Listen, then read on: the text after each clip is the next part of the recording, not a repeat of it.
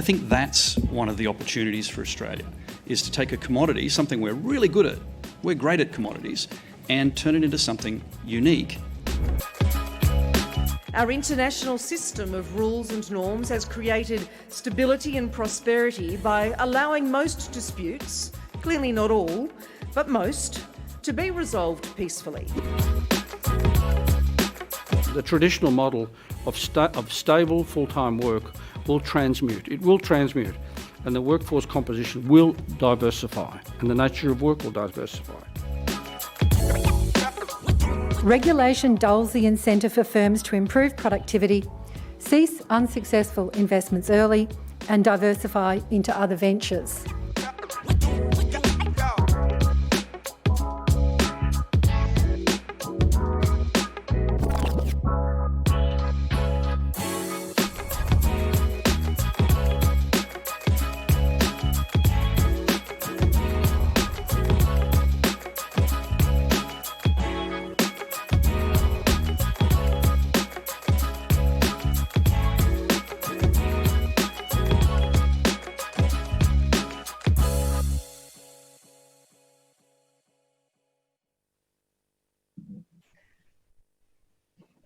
Good afternoon, everyone, and welcome to CEDA's live streamed Does Disruptive Technology Require Disruptive Regulation? I'm Elizabeth Avery. I'm a partner in the competition group at Gilbert and Tobin, and it's a pleasure to be moderating today's session, where we'll be discussing the regulatory implications of the next leaps in technology, particularly focused on artificial intelligence and whether existing regulatory frameworks are sufficient to address potential risks arising from the ever-increasing prevalence of intelligent machines. CEDA would like to thank the key sponsor of today's event, Microsoft, a company that has been at the forefront of thinking about AI and its regulation for many years. Today's event is being live streamed because, like many organisations, CEDA has suspended attendance at public events, but remains committed to providing platforms to inform and promote debate of critical issues. And in that vein, you'll see that in the Q&A section of your screen today, the pigeonhole, there's an event poll to test your views on disruptive technology regulation and how satisfied you are and how confident you are in the ability to regulate that technology. As you listen to the discussion today, we would welcome you responding to that poll, and by the end of the session, it'd be interesting to report on the results of that poll. CEDA just notes that over the coming months, they'll be making a range of events available across key issues in digital format to ensure that you remain informed and the community more broadly can access discussion on the most important issues that are affecting Australia's economic and social development. As the details of those key events are confirmed, they'll be listed on CEDA's website, so please remember to check it. Today, you'll be able to interact with speakers, as I mentioned, through the Q&A portal, and it'll be available via the link on your screen. Just click on the link and you can add your questions for the speakers. Now, to start today's event, CEDA would like to acknowledge that today and every day we're on Aboriginal land. We're committed to recognition and reconciliation, and we respect elders and support their stated aspirations. As we discuss artificial intelligence today, I encourage everyone participating in this live stream to consider what we can do to progress opportunity and equity for Indigenous Australians. And I thank you and everybody for everything that you've done already in this regard. Now I'd like to extend a warm welcome to our speakers to lead this interesting discussion with their deep experience in thinking about and grappling with the practical implications arising from the use of AI. We are very fortunate today to have Dr. Simon Longstaff, who's the Executive Director at the St James Ethics Centre, Clayton Noble, Senior Legal Counsel at Microsoft, and Professor Rima Vaithianathan, who's a Professor in Social Data and Analytics at the University of Queensland. Thank you all for joining us. In so many ways, we're living in incredible times with the pace of innovation in technology increasing exponentially and changing our lives mostly for the better. The age of artificial intelligence has been widely heralded as the key technology breakthrough, solving and sometimes eliminating the need for human capital from many mundane tasks. An interesting illustration of the excitement occurred a few years ago with the launch of Microsoft's chatbot known as Tay. It was described as an experiment in conversational understanding. Tay promised a new world of thoughtful AI-based conversations based on Tay's ability to artificially learn from its inputs. The more you chat, the smarter it gets. But within 24 hours, Tay was spouting racist, misogynist garbage. Tay was corrupted by a group of tech geeks tweeting comments to Tay, which Tay learned quickly to parrot back. At first blush, Tay underscores the limitations of AI. Equally, however, Tay does show the capacity to learn. The huge leaps in technology and the significance of digital platforms in our daily lives has never been more apparent than in recent times, with us all doing this via live stream. The growth of use cases for AI has been enormous, from improving health outcomes, facial recognition, retrieving relevant online content, enabling driverless cars, and assisting to predict outcomes across many other uses. In each of these cases, AI has the potential to provide enormous benefits and great leaps forward for humanity and the way we live. However, there are other less desirable side effects. They're manifesting themselves, including many privacy breaches, racial profiling, car accidents, and in my domain, price fixing. Can we harness the huge leaps but constrain the side effects? Is it possible to regulate the use of AI when the technologies are changing so rapidly? As deep neural networks evolve, how can we possibly keep up? Are our existing laws sufficient? And what is the impact on our democratic processes? How can the public trust AI? These are really hard questions to answer, but today we're going to have a crack at it, and we've got some great panelists to do so. And with that, I'll hand over to Simon. Simon, welcome your introductory thoughts. Oh, thanks, Elizabeth, and good afternoon, everybody. I want to start with a general proposition, which I think is true, that whenever technical mastery is divorced from ethical restraint, then that lies at the root of all tyranny. And we've seen this throughout history where people have taken some technological advance and they have deployed it without restraint and used it to undermine some of the most basic freedoms that human beings have, all of which are founded ultimately on one essential proposition that joins this, namely that every human person has an intrinsic dignity, irrespective of where they come from, what age they are, what their background. And I mentioned those two fundamental propositions to start this conversation because if it's true, as I assert, that technical mastery must be linked to ethical restraint, then it begs a question. What is the nature of that restraint and how should it be exercised? Is it the restraint of those who develop and deploy the technology, or is it a restraint imposed by a society which sets the boundaries within which technology can be deployed? And what sense can we make of that question too when we start to understand that technology itself is not simply reducible to the artefacts which we see about us in our lives, but actually is a byproduct of a particular way of thinking about the world? I just want briefly to mention that world because I suppose it's one of the great products of the Enlightenment, that prior to the Enlightenment in Europe and its analogues around the world, certainty was sought by human beings largely by placating gods, by sacrifice, by religion and other views, thinking that if only you could placate these spirits or gods, then you would bring some measure of certainty to what appeared to be an uncertain world.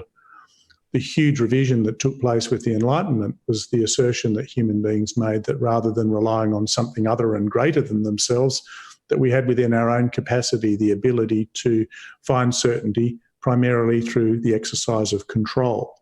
And that control is linked to a particular kind of rationality called calculative rationality, which not merely is seen within artefacts such as the tools we make, but in institutional arrangements that we make in society, from the laws we pass through to the way in which things like markets have been conceived and operated.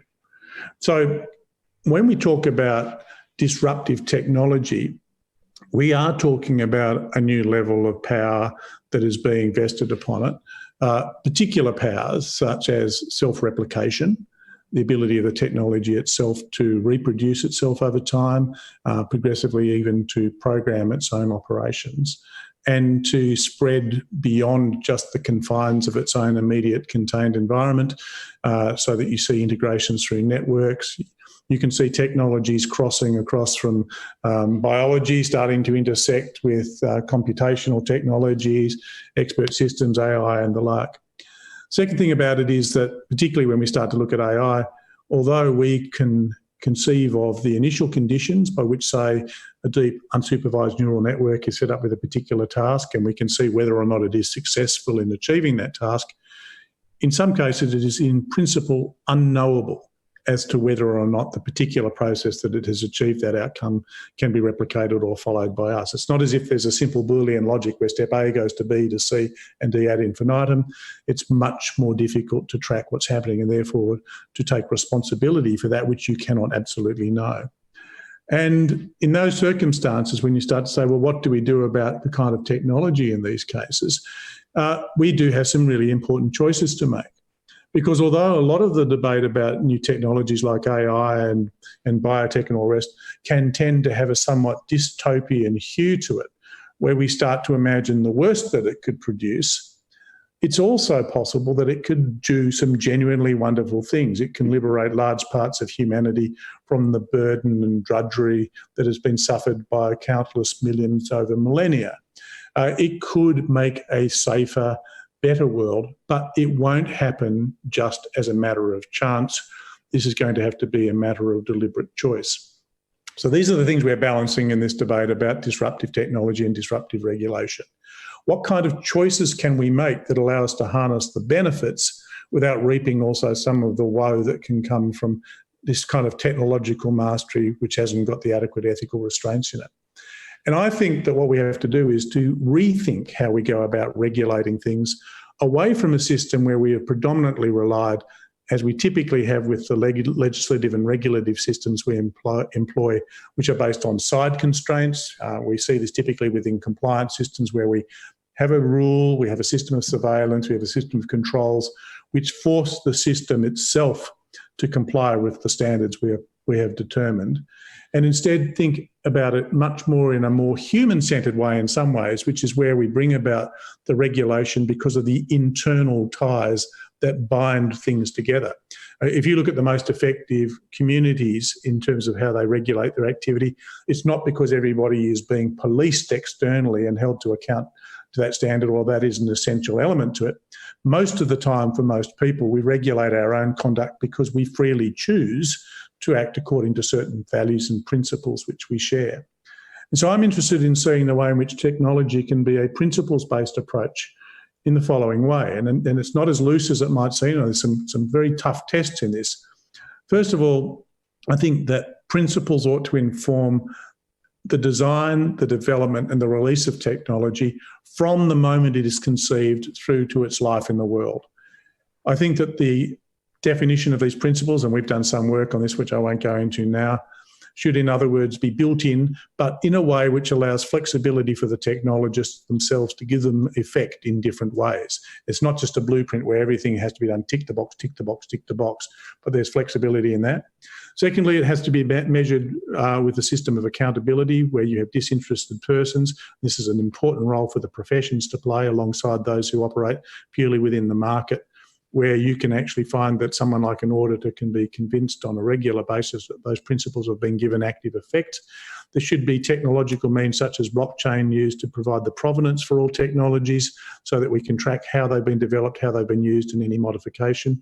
But perhaps this is the most radical suggestion in terms of our approach to technology, is that I think the assurance that those principles are there should be a condition for their release into the marketplace. In other words, I think we should move much closer to what we have now with pharmaceuticals, where there is a process by which their safety and efficacy is assured prior to release, and then it's monitored.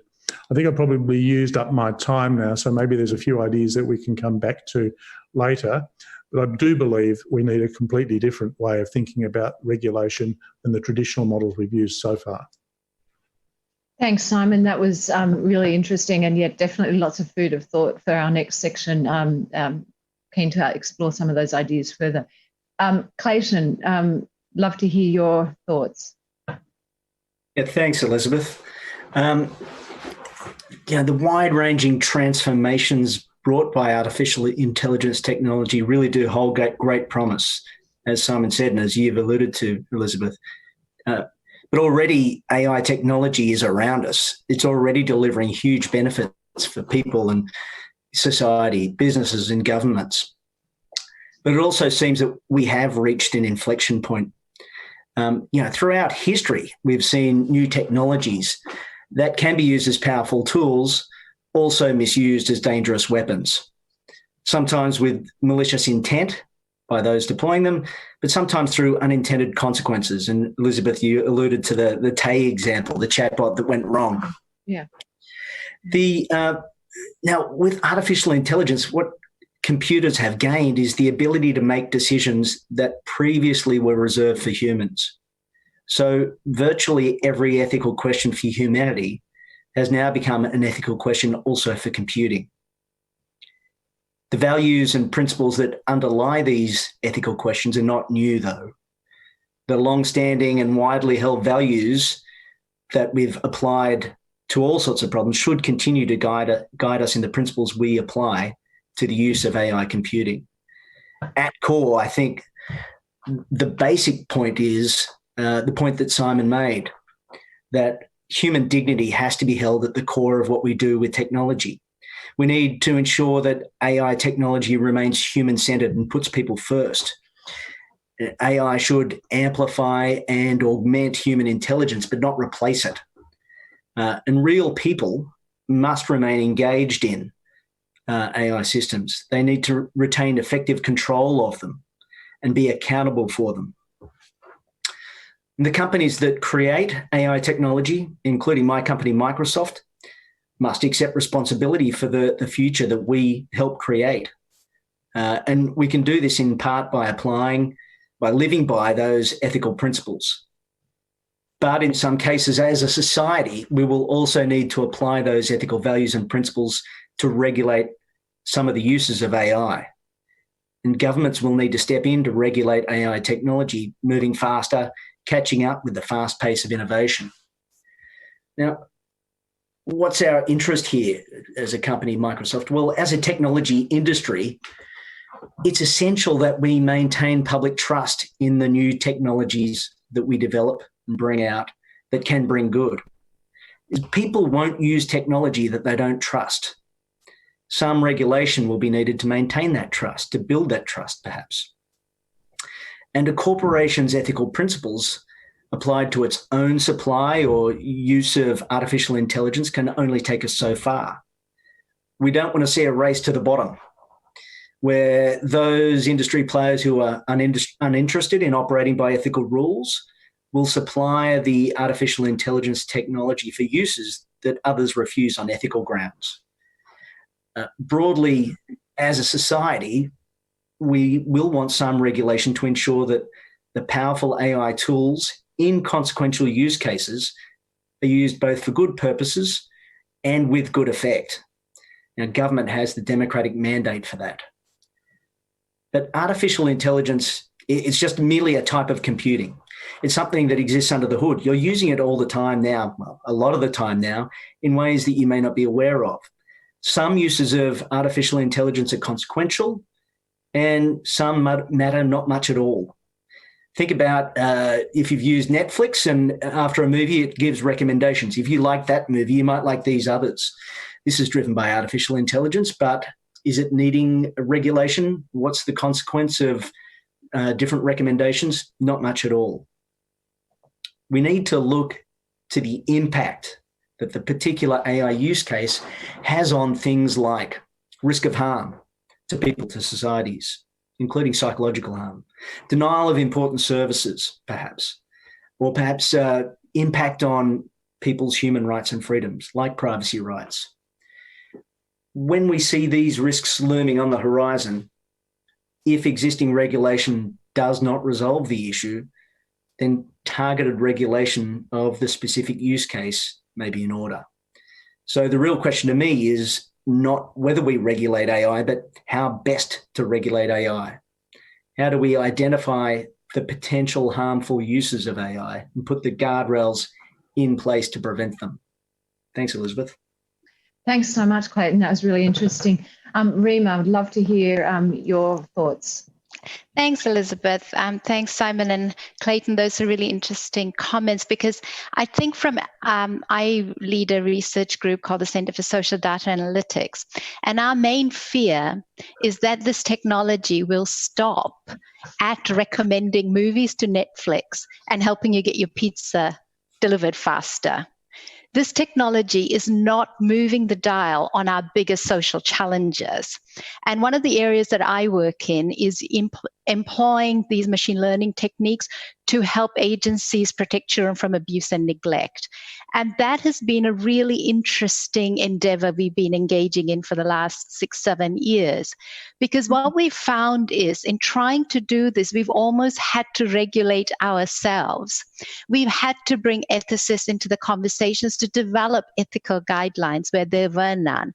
We've had to bring in participatory design experts to go and talk to our highest and most vulnerable communities, to Indigenous people, to people of color, to understand what their concerns about this sort of technology is and what sort of guardrails they'd like to see. And we've put those guardrails in. We've put in what concerns communities and low trust communities have. So to me, we've sort of modeled out, I feel, what regulation looks like. Regulation looks much less like the technocratic solutions that I think people are reaching for, and much more about a process for social license, an amplification of the voice of the most vulnerable and dispossessed in this conversation. Those are the hallmarks, I think, of the process by which we ought to regulate this technology. And yet when I go to Canberra, when I go to Washington, D.C., what I hear is kind of technocratic solutions, as if this is what we need to get trust from our community. But when I go to the community, I don't hear that these solutions will increase their trust or even be understood by ordinary citizens, and certainly will not provide them with the comfort and the trust that all of us are wanting in this technology to do good for the community. So I think that there's a schism here between this sort of technocratic, elitist approach to regulating AI versus one that is grounded in the concerns of low trust communities who want their version of regulations and guardrails in this conversation. So Thanks. That are really important thoughts. Thank you very much, Rima. So just teasing out some of the issues, I think one of the sort of the starting issues that Simon raised, but it also came up in Clayton's remarks and also Rima's, is the importance of ethics in regulating AI and in using AI. How do we think about those ethics? I mean, what are the biggest ethical challenges in dealing with AI, and how do we set common ground on what the principles should be? I don't know who wants to start. You've probably all got something to say on that, but Simon, you might be the natural place to start. Yeah, well, I think the first thing is that committing to do that is the first step, and then I think there are some basic principles. I mean, if we get down to tin tacks, I think all of the optimism about AI, including in the way that Rima's talking about it, where it can be put to really serious public purposes, there's a risk inherent in that we become so enthusiastic about that we don't actually take account of the way we need to limit the means that might be employed. So I'll just start with one principle, maybe then throw it open to others. It goes back to that notion around intrinsic dignity. It's very tempting when people are looking at this to reduce human beings to just the status of another network element to be factored into the way in which we resolve these problems. And if you want to see that at work, some of the more naive approaches to, say, the regulation of autonomous vehicles treats the human being as they're just another element in the network to be managed without necessarily privileging their special status here. So I think that's the sort of thing that you need to do, is to make sure that we don't become swept away by the promise of this to the point where the ends start to justify the means. The second principle I think just worth thinking about from an ethical point of view is the fact that you can do something doesn't mean you should do something. And so, yes, there can be some remarkably tantalising prospects, but we need to make sure that we don't inadvertently create what are called affordances built into the technology, which we are ultimately responsible for creating, but actually didn't think how to limit. So, the big debate about things like firearms. People say, oh, guns don't kill people. People do. But if you could design a weapon that could only be used within constrained circumstances, only by licensed people, for example, it might be a technological advance where if they are to exist, there must be some kind of fingerprint or thumbprint authorisation so they can't just be picked up and fired, then you would want to build that kind of affordance in there to try and mitigate some of the unintended things that you are ultimately responsible for if you don't do these things. I mean, there's a range of these things I could go through, but I think that's enough from me. I'll throw it open to others. That's really interesting. Clayton, turning to you, how do you think about the role of ethics and the challenges in sort of setting those norms and the unintended consequences? Yeah, so a few things there. One is that as a company, Microsoft, we've set out some ethical principles that we think are good principles to apply to uses of AI. And, we've got 6 principles that we think through. They're high-level principles. They're not detailed rules. And after working in this field for many years, these are things that we've found have worked for us as a business. But coming up with the principles that we apply is only the start. We have to make sure that they're actually made real, that we live by them, that we have governance processes. And that comes down to things like not only having people who are skilled at dealing with those questions, so can apply them, but having a communications campaign for all of our coders and our salespeople and so on, so they know when you have these particular types of use cases of AI, this is a flag to raise that you might need to think about the responsible use of artificial intelligence here.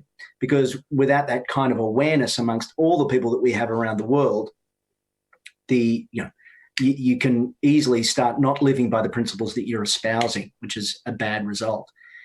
But beyond that, we're working with lots of people to essentially evangelize the need for this kind of thought process to, as Simon said, think not only about what can technology do, but what should technology do? Is it the right thing, even though technology can do this?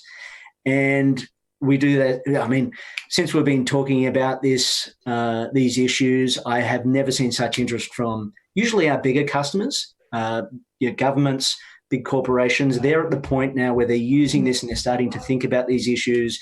They're thinking about what would it mean for our brand, for our reputation, for our business if some of these unintended consequences came to bear and something went wrong with the use of artificial intelligence. So they're talking to us because we've thought about this a bit. They may come up with different principles that suit their business, but it's a conversation that's ongoing. And we're also dealing with the Australian Human Rights Commission. The Australian government has developed its model for ethical principles, and we participated in that process because, as I said earlier, it's not good enough for us just to think, well, we'll live by our principles and let the world do whatever it wants. We need to have a conversation, and the conversation does need, I think, as you said, Rima, to move beyond the technocrats, but to some of the most vulnerable communities who might be affected by uses of artificial intelligence. We need to have that conversation to develop a social license before, and the time is right now because we're at the point where the uses of artificial intelligence are starting to become more impactful on people's lives, And if we don't get ahead of this, we can have situations where things go wrong and then we end up with community outrage. And that's a concern, because at that point, perhaps we've lost control of the ability to do this right and to really get the benefits of artificial intelligence.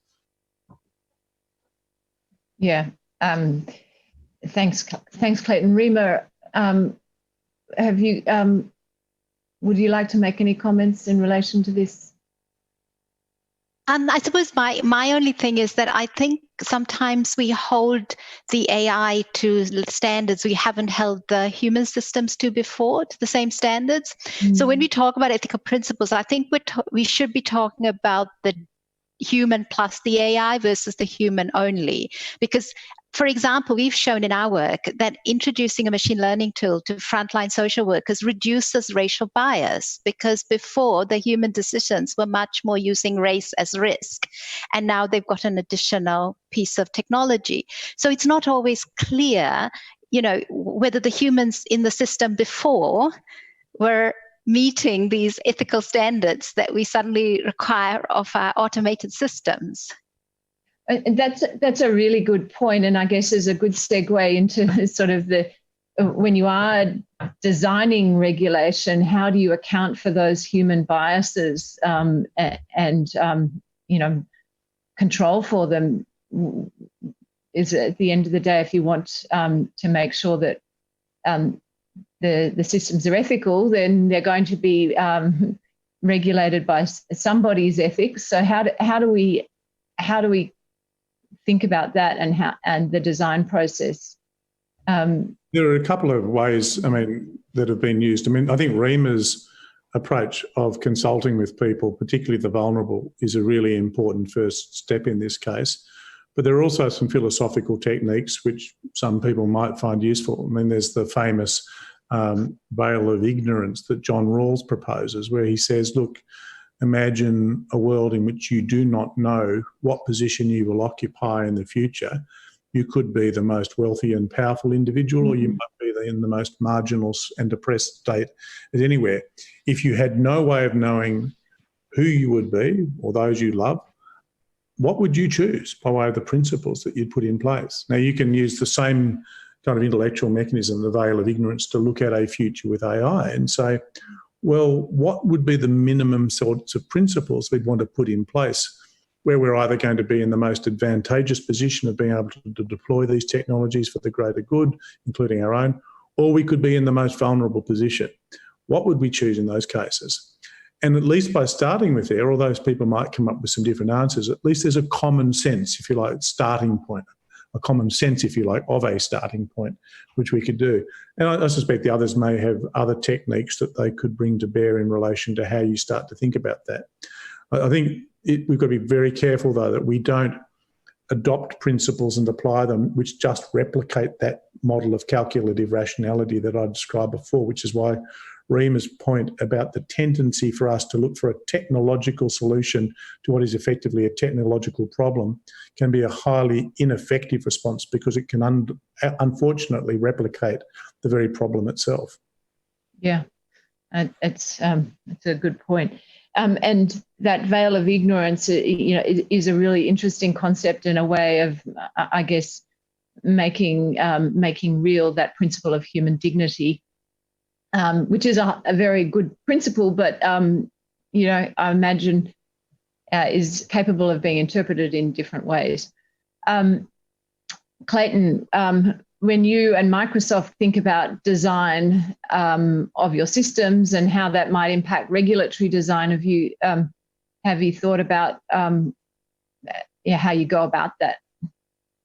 Yeah, I think when you think about bias, social bias that can come through in these technology tools, technology is not inherently biased in the way that people are, but it is created by people, and artificial intelligence is created essentially by data which comes from society, and we have biases, and it's not in a vacuum. We have biases in our society, so this is where it comes from.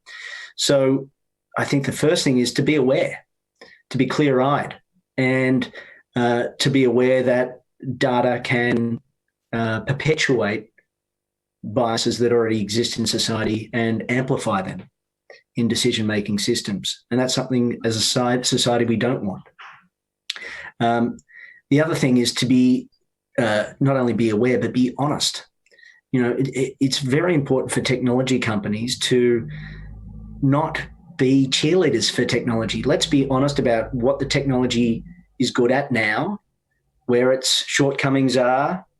And this is something that, we have to do to be honest with potential customers.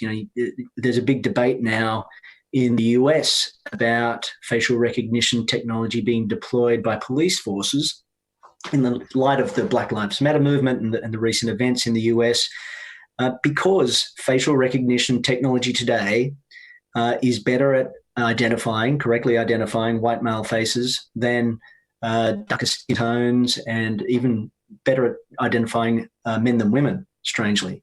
And this comes through from the biases in data and factors like that. Now, if we were to apply that in Australia, think about a group like Indigenous Australians who make up, I think, about 2% of our population. How do we, if we are going to have good services with facial recognition, how do we have those services equally applicable and equally effective for Indigenous Australians as for the white faces that dominate the data that has trained these AI systems? So I think it's important to be very clear-eyed and honest about where we're at. And to the earlier point from Simon, let's not use it where it's not right, where we're not ready, and where the use case would cause more harm than benefit and could be impinging on rights. Thanks, Clayton. I think facial recognition is a great example of how today decisions about regulating AI are really being driven by private actors. And in recent times we've seen not only Microsoft but also Amazon and IBM stopping to sell their products to police and making very public statements about their concerns and about the misuse. No doubt that's also been fueled by recent public outrage over police conduct, but I know it had been a concern of Microsoft and others for some time. How do we think about a democratic process involving AI regulation where it seems that sort of private actors are really controlling the debate? Is there a risk there that it's subverted to the interests of the private actors and the democratic process isn't really allowed to control that debate? I'd be interested to hear everyone's thoughts and commercial how to trade off commercial incentives and the public good. It is, I think, a challenging question for a corporation who's has to make money for its shareholders. It's quite challenging. Rima, I don't know if you wanted to add anything on that front from an economic perspective. Or? Sure, Elizabeth. So interestingly, I've been very involved in contact tracing app technology in the last month. I've been doing a lot of research and advising a few national services. And it's been really interesting because Apple, Google have got together and fixed up some of the problems that have been existing in the Bluetooth contact tracing technology. But the way they fixed it is by forcing governments to adopt contact tracing systems that are what's called decentralized. So an Australian app, for example, will not meet their decentralized criteria. So Apple and Google, because they own the infrastructure on which governments have to run their contact tracing app, is coming to the Australian federal government and saying to them, we don't think your centralized approach is privacy preserving enough. You have to change your app in order to meet our criteria of what we call privacy preserving. So it's sort of regulator topsy-turvy, because usually it's regulators who are telling and why can Apple and Google do it is because they own the infrastructure. So it's sort of like, suppose we privatized our whole railway network And then the owner of the railway network said, I don't like this town. I don't believe it has good principles. So I'm going to remove my railway station from that town and prevent the people of that town from moving anywhere because I don't believe in the values of that town. So this is how I see, this is a particular and peculiar example where an infrastructure has been given over to actors who are then regulating our government on the back of it. Yeah, it's really interesting, and it's difficult because of the, I guess, the information asymmetries between the government and the producers of the technology, and how we, I guess, catch the government up to be able to understand the use case and the potential harmful impacts is quite challenging. Simon, welcome your views. Well, look, this is a vexed question, and it goes into some very deep issues to do with institutional design. Corporations are creatures of the market. The market as it exists within our system is a place where people are licensed to pursue self-interest. They have to act ethically in doing so, otherwise it's not a free market. But they also enjoy extraordinary privileges, major corporations, like limited liability. And that's why, despite what some say, the duty of, say, at least a company director in Australia is not to increase shareholder wealth. They have to act in the interest of the company as a whole, which is a separate legal person. That's another thing. I think that, just to go back to the railway example, I mean, if you were a railway owner and you'd bought that and a government enacted a law which said, actually, you must drive through the town at midnight and never allow anybody to sleep, or you're forbidden to transport goods to these people. You know, in other words, if a government merely because it was democratic asked you to be complicit in some kind of wrongdoing, I don't think as a private actor in a marketplace, as a corporation, you are bound to do so. I think what you are bound to do is to apply the minimum standards that are, you know, say particularly in a democracy, a society would apply. But you're legitimately able to say that you will go beyond those minima when you think that you would be required to do something which is essentially wrong. So I think part of it is to do with not just should we be indifferent to corporations seeking to impose their own standards on democratically elected governments. If we said, should we in all cases, the answer is clearly no, because that then would open up a kind of a fissure in the ability to ensure that the public good is ultimately being realised. But we should also allow the possibility, as we have in areas as diverse as climate change or safety standards, that corporations may very well choose to do more than a government happens to require of them. And that if that is able to be seen by reasonable people as being for something like the preservation of basic human rights, of which privacy might be one, and I think there's a debate about that, then what we should do is actually applaud that. And I think that governments, if they are really so opposed, then they should enact laws that require them to do what they do. And then it becomes an issue for the corporation and its people as to whether or not they engage in some measure of conscientious objection if they feel compelled to do something which they think to be intrinsically wrong. And I hope we wouldn't have democracies that do that. But you can never completely rule that out in some places. And I think the discussion about facial recognition, law and order agendas, the ability to have preemptive detention by using the analysis of various elements. I mean, there's so many things you can think of in a kind of a sci-fi dystopian world where you would actually want the owners of the infrastructure to say, no, we will not do that, and be prepared to suffer the penalty for making that conscientious choice. It's quite a vexed issue, as you say. Thank you. And look, I'm just conscious of time and wanting to make sure we leave enough time for audience questions. And thank you for those of you who've already entered in questions into the Pigeonhole portal. So I've got a few. So firstly, Tanya Sorden, Simon, your approach is that ethical principles are embedded in the tech design. What happens when something is developed for one purpose and then it's used for another purpose? So I think it should be, firstly, thank you for the question. The reason I mentioned blockchain and the ability to trace the provenance of technology through the process of design, development and licensing is that often technology is taken for a purpose which it wasn't intended. Now, there's a couple of ways you can deal with that. One is to have those who design it to use as all of their ability as they can to remove those affordances that they would seek to prevent. So that's part of the design process itself. Secondly, to be able to look at any change that takes place through that provenance mechanism. But I also think that if there is to be some kind of a licensing regime, and whether this has to be done formally by governments or not, I don't know, but there needs to be some process of a gate that you go through.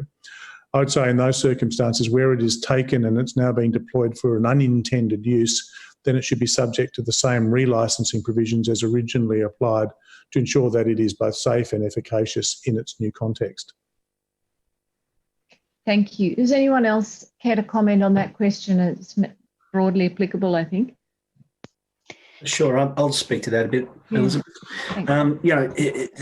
There are complexities here because of different levels and different players in different levels of technology solutions. So one thing that you use as a user may have many different providers at different, we often talk about the technology stack. So different providers responsible for different levels of the technology stack. But this is not new. Technology has been delivered this way for years and years, and problems have been dealt with root cause analysis and identifying the cause of problems that arise when it's just simple bugs and so on. So this is not new, and we have solutions to these problems. It is about being clear-eyed about what you're using and who is providing each element of what you're using. That is for the supplier of technology. The consumer doesn't need to worry about this. They're dealing with when I'm watching Netflix, I deal with Netflix. I don't care about which cloud platform Netflix is delivered from and so on. But a company like Netflix needs to be clear-eyed about what it's delivering and who's responsible for each part of the chain of technology. And that's a useful way of thinking about it.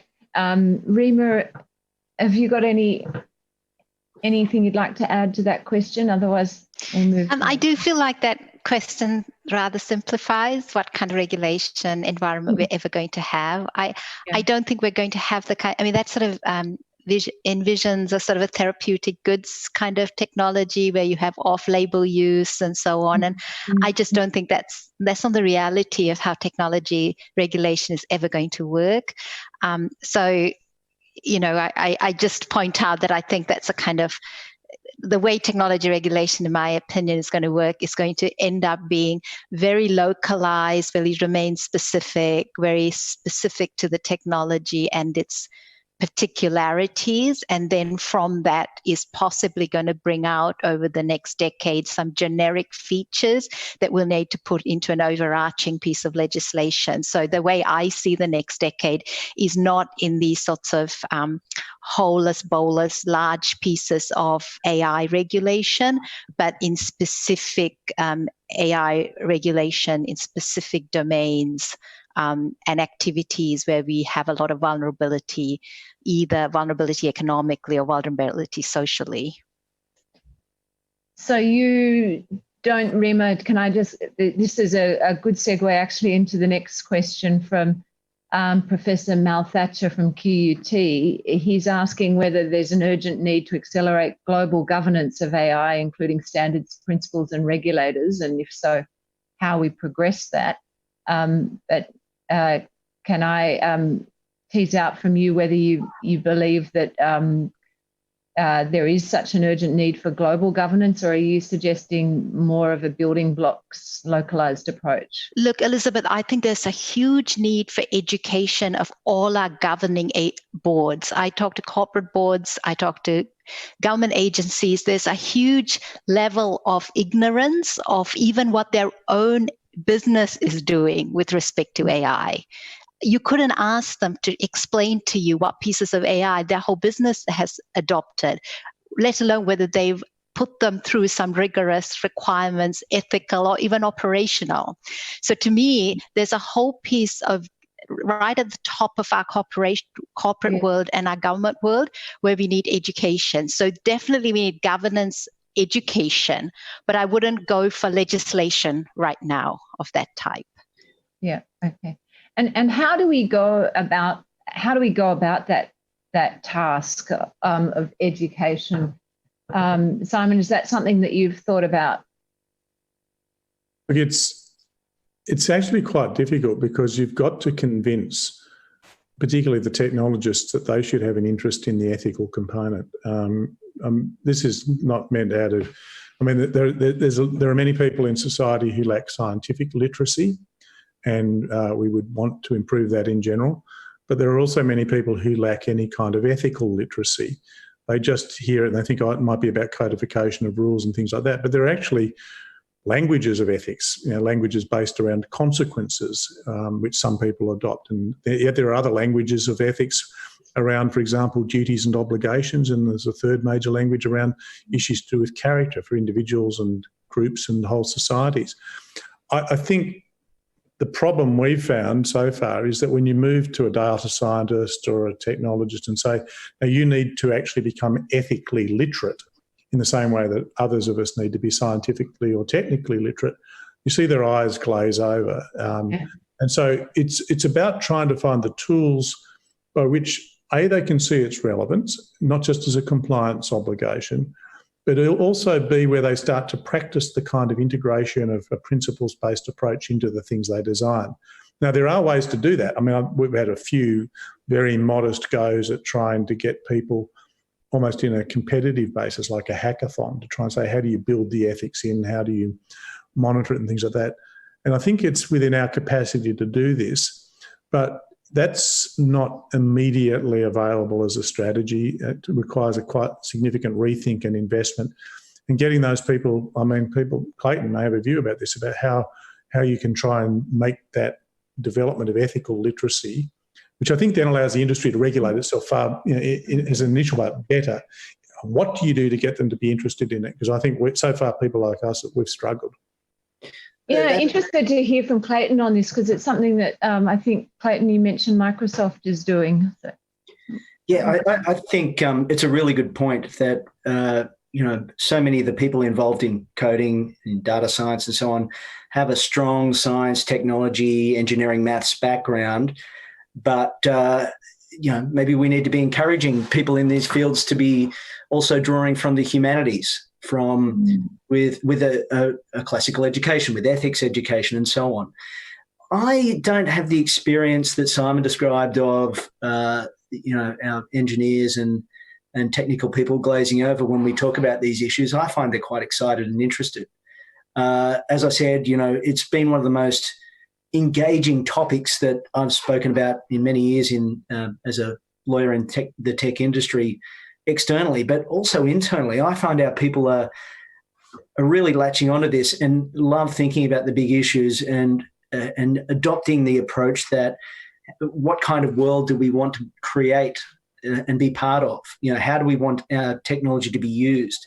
So I think the interest is there, and it helps, I think, to bring in different perspectives. So at Microsoft, we have a committee called ETHA, which stands for, it's an acronym like everything in technology. I think it stands for AI Ethics in Engineering and Research. That's it.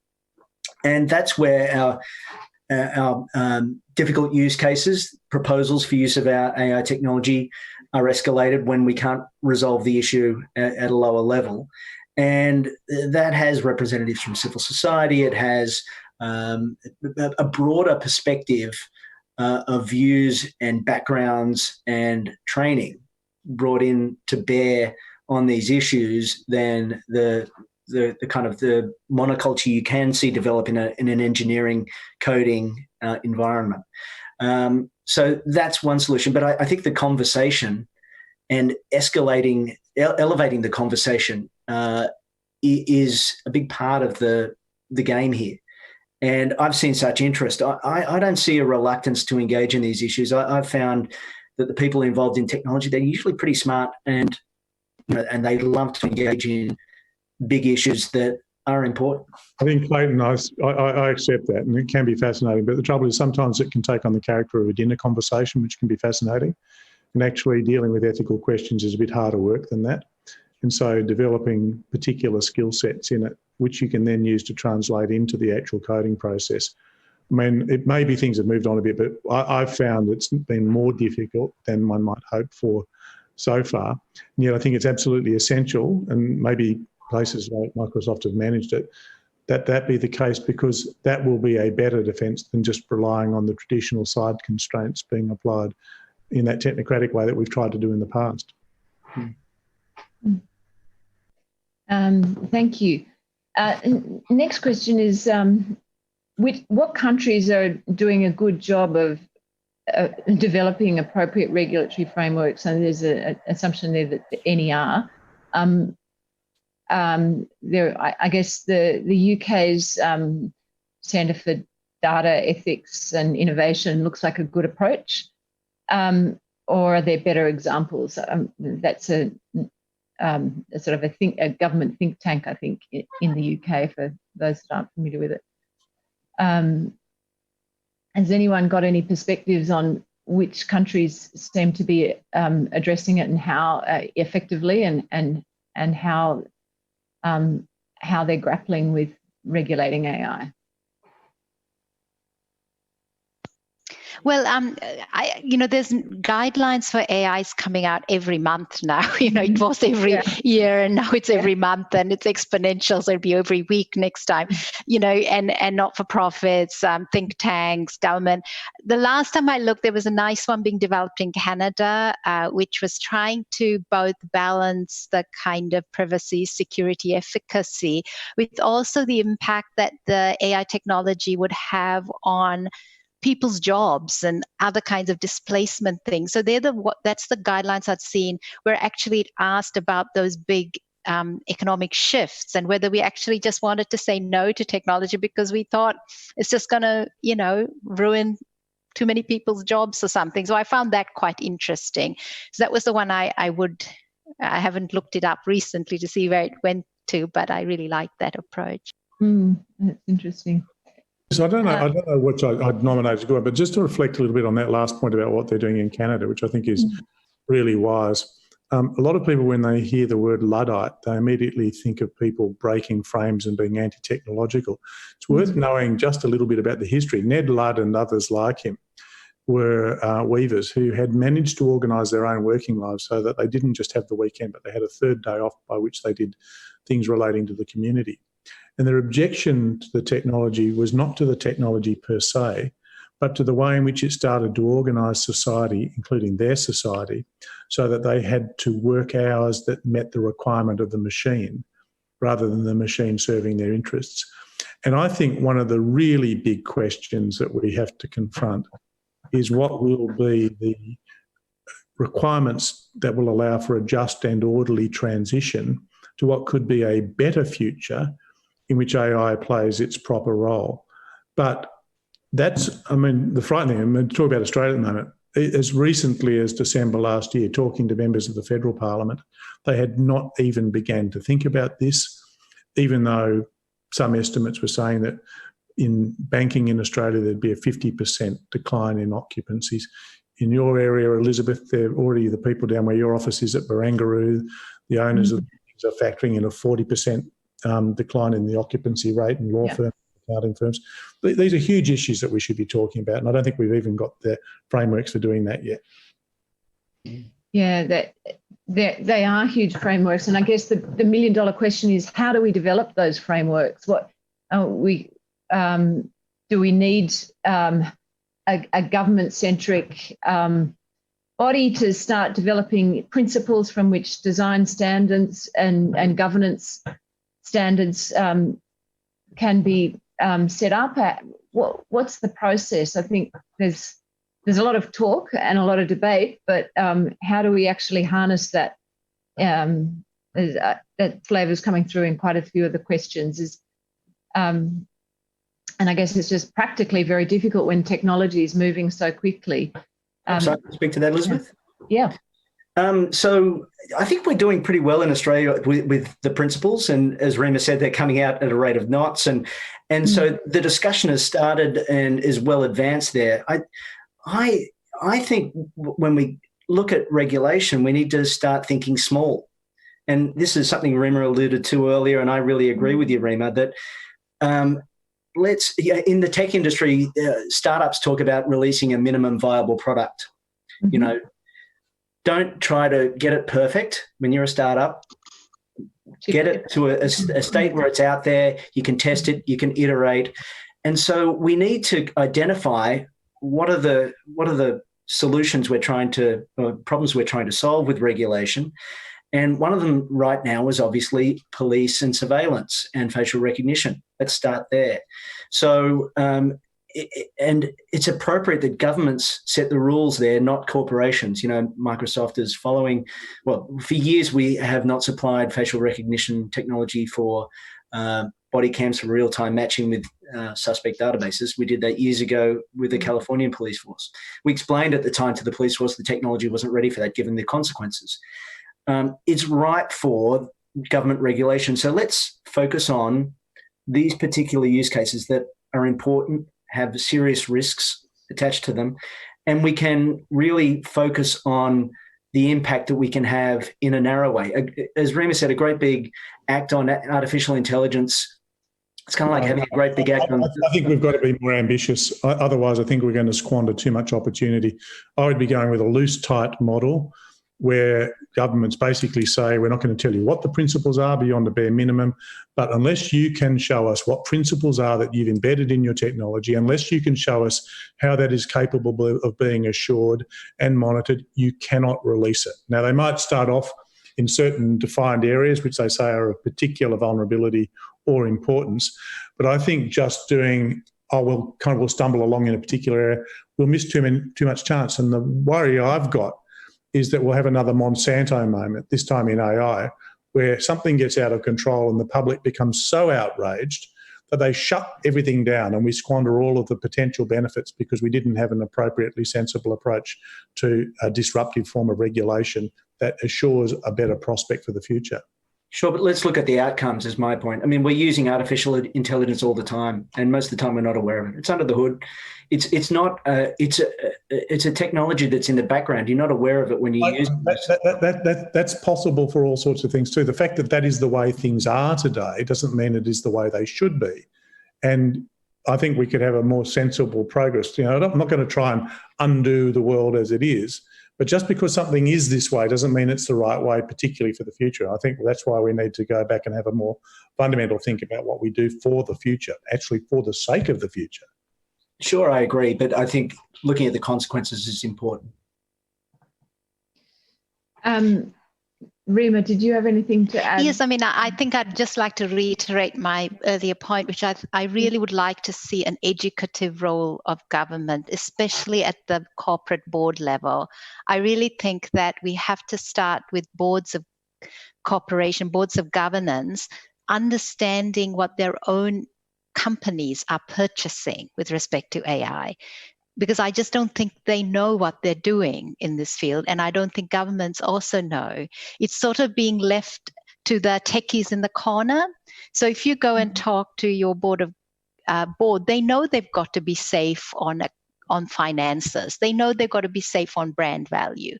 But they don't realize that they need to be safe on how they're acquiring and using AI technology. They leave that to the geeks in the basement, and partly because they're not comfortable with that technology, they're not educated, they don't know how to judge it for its operational and ethical attributes. So I sort of feel like we haven't required our governance layer to really engage with how this technology should be procured and used. And it's same in government and in the private sector. And if we can have government playing a much more advanced educative role, we'll be ready so that the people who were purchasing that facial recognition technology in California, they didn't understand what they were buying. And I see that all the time in my work. I see governments all around the world not knowing what they're buying because they haven't been educated to ask basic questions. It's an interesting closing point. I'm sorry, we're out of time. So I feel like we could keep debating these issues for the rest of the day and for many years to come, obviously. But for now, we'll bring the session to a close. And I think those thoughts that you've all shared with us today have been incredibly valuable, and hopefully progress the debate further as we think about how we're interacting with AI. And I guess as Simon explained, the Luddite dilemma of serving machines or the machines serving us is the question we really have to answer as we grapple with these issues. Thank you very much, Rima, Clayton and Simon. It's been really valuable commentary today, and hope it progresses the debate further. Thank you, CEDA, for hosting this, and Microsoft as the key event sponsor for making this happen. I wanted to let viewers know that they can you can post additional questions to the Pigeonhole for the next 15 minutes, and then CEDA can post selected responses in the post-event email if you would like to. Just in relation to the event poll, in relation to the question is whether the extent to which you all think that regulatory frameworks are going to keep pace to protect individuals, communities, businesses and governments. It's interesting, we have an 89% view that no, much more disruption is required. So it seems we've got a lot more talking and a lot more even indeed action that needs to be implemented for us to change and move the dial. Thank you all very much for being here today. And I just wanted to let you know also that the CEDA, the next CEDA session will be the State of the Nation Digital Forum on the 15th and the 16th of June. So watch the CEDA website for more information about that. Thanks, everybody. Thank you. Thanks. Thanks, Elizabeth. Thanks all for joining today. Great discussion.